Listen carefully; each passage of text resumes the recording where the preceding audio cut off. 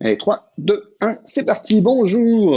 J'espère que tu vas bien, que tu as passé de bonnes vacances, que tu t'es bien reposé. De mon côté, pareil. Écoute, cette semaine a été bien pluvieuse, donc beaucoup de repos. Et puis la semaine précédente, moi j'étais en formation, un petit peu comme toi quand tu suis les classes à distance. Donc mes formations à distance. Donc voilà. Donc bah, j'étais bien content d'être en vacances cette semaine. Moi, j'ai choisi ouais, Saint-Front pour présenter ce retour à l'école. Retour à l'école, donc j'ai choisi cette petite photo. Donc retour sur l'ordinateur, le téléphone, et la tasse de café. Hop, ça c'est bon. On va pouvoir reprendre. Donc je te présente. Ah oui, pardon. Merci beaucoup. J'ai reçu, comme tous les autres professeurs, la petite la fiche avec vos merci. Donc, ça fait vraiment plaisir. Merci, merci aussi. Merci de nous suivre. Merci de suivre les cours à distance également. Et puis voilà, c'est pas facile. C'est ni facile d'un côté, ni facile de l'autre. Donc c'est bien. Merci beaucoup de ce retour. C'est vraiment très encourageant. Et donc voilà, donc allez, on est en très de plaisanterie, on repart. Plan de travail du 4 au 8 mai 2020, tout en sachant que le 8 mai, c'est férié. Donc, il n'y aura que 2 heures de travail réparties sur 2 journées. Voici. Alors, ensuite, c'est, ah oui, le rappel des épisodes précédents. Donc, rappel des épisodes précédents. Nous avons travaillé sur l'industrie, l'âge industriel, et nous avons découvert que l'Europe connaissait une révolution industrielle au XIXe siècle qui modifie considérablement à la fois le paysage, mais aussi les façons de travailler, mais aussi la société, l'économie. Et on va même aller jusqu'à l'art et jusqu'à toute notre façon de vivre. Encore aujourd'hui, finalement, nous sommes encore dans la fin de cet âge industriel. Je te demanderai de garder âge industriel en tête pour le chapitre suivant, puisque le chapitre suivant s'intitule Conquête et société coloniale au XIXe siècle. Alors, société coloniale au XIXe siècle, indissociable vraiment de l'âge industriel.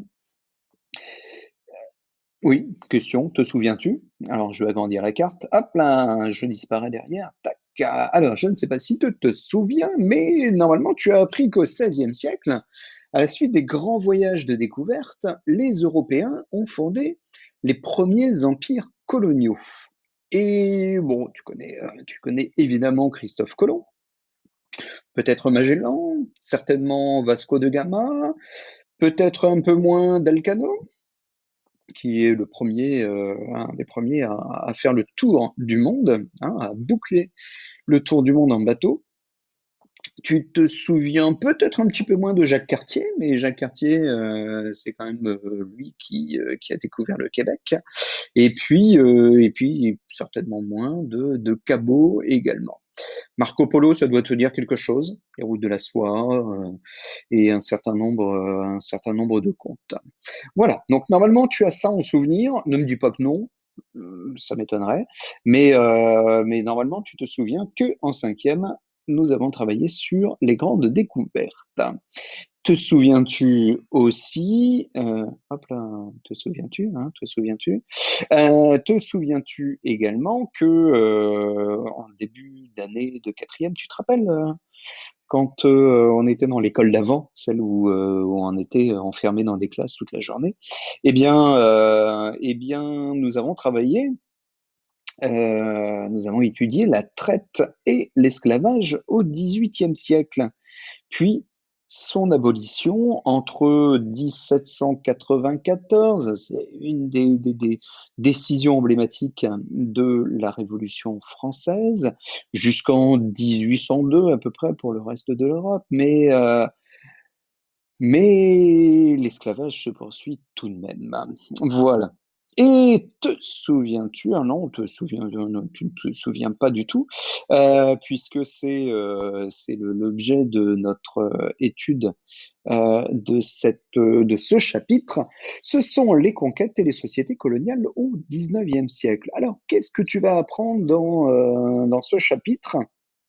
Alors, comme l'indique cette image d'Épinal, alors Épinal, ça vient de l'imprimerie d'Épinal, hein, une ville qui se trouve au nord-est de la France, hein, qui allie gravure et couleur. C'est resté d'ailleurs dans la langue française, hein, une image d'Épinal, c'est une image idéalisée telle qu'on pouvait les construire au XIXe siècle. Alors qu'est-ce qu'on va apprendre? On va apprendre qu'au XIXe siècle, l'esclavage est définitivement aboli et une nouvelle vague de conquête renforce la domination des Européens sur le monde. Ici, on voit la conquête du Tonkin par les Français, hein. Le Tonkin, c'est au sud-est asiatique. Et donc, ben, on voit très bien, ben, je sais pas si tu arrives à observer cette image, mais on voit que les Européens, hein, le personnage principal qui est au centre, hein, tient un pistolet et puis bah, il n'a pas des sentiments très bienveillants envers les Asiatiques coiffés d'un chapeau pointu. Voilà, donc bah, ça donne un peu le ton de ce chapitre. Voilà, on est quand? Alors on est quand? On est là. On est au 19e siècle. Au 19e siècle, donc c'est pour ça que je dis c'est indissociable de l'âge industriel. On est évidemment après le 18e siècle, celui du siècle des Lumières. On est immédiatement après 1789, après la Révolution française. La Révolution française qui n'est pas que française, hein, elle est aussi européenne, elle marque l'ensemble des pays européens. Souviens-toi de Napoléon. Napoléon l'empire de Napoléon qui, à l'apogée, c'est-à-dire au sommet de sa gloire, compte 130 départements, hein. La France de Napoléon compte 130 départements et recouvre une France qui a vraiment énormément débordé sur la Belgique, l'Espagne, l'Italie, l'Allemagne. Et jusqu'à la Pologne. Donc, on est sur un 19e siècle qui est marqué par cette époque. Et juste avant, non, je ne vois pas, là, juste avant 1914, voilà, c'est là où s'arrête où le jalon, le dernier jalon de notre chapitre se termine. Alors, on va découvrir tout au long de ce chapitre, hein, donc avant de te présenter le plan de travail, je te propose donc, bon, on va travailler sur la course aux colonies. Donc, on va se poser la question, voilà, à qui profite finalement la course aux colonies. On va s'intéresser également à l'abolition de l'esclavage et on va prendre l'exemple de la France en 1848. On va ensuite se poser la question du pourquoi coloniser, toujours en prenant l'exemple de la France. On ira ensuite en Afrique. L'Afrique cristallise les conquêtes, mais aussi les rivalités entre les différentes puissances mondiales. Et l'Afrique, c'est une sorte d'énorme gâteau dans lequel les Européens se sont taillés des territoires entiers. Donc on va travailler là-dessus aussi. On va poursuivre sur la conquête de l'Algérie, l'installation de cette société en Algérie. Et ça a un rapport avec le programme de troisième, puisque en troisième, il y a un programme qui s'intitule la décolonisation et la plupart du temps, on s'intéresse à, à la décolonisation de l'Algérie, puisque la décolonisation de l'Algérie a un lien très très fort avec l'histoire de la France dans les années 60-70. Et puis on terminera ce chapitre par la conquête de l'Algérie. Voilà, tout simplement. Voilà, voilà, pour cette semaine. Alors, cette semaine, Je suis là, hop là, je disparais un petit peu derrière. Cette semaine, on va commencer par bon, finalement, une petite rentrée, un lundi assez tranquille. Tu vas regarder la vidéo, ça va durer à peu près 15 minutes. Tu vas noter le titre, l'introduction. On va travailler sur la compétence je me repère dans l'espace et dans le temps. Deux questions à connaître à la fin de cette séance. C'est qu'est-ce que la colonisation et qu'est-ce que l'empire colonial, avec les deux définitions. Tu vas ensuite prendre connaissance des documents. Ce document, sur une fiche d'activité assez donc deux cartes assez rapides. On va voir, donc c'est pour ça que j'ai marqué 5 minutes de prise de connaissance des documents. Réponse sur le cahier 10 minutes parce qu'il n'y a que 3 questions, donc essaye quand même de développer tout de même. Si tu joues le jeu toujours, tu prends connaissance de la correction ensuite. Et enfin, sur le cahier, tu notes les définitions de colonisation, d'empire colonial. Tu notes la TE. Et puis tu l'apprends pour le quiz de mardi. Voilà.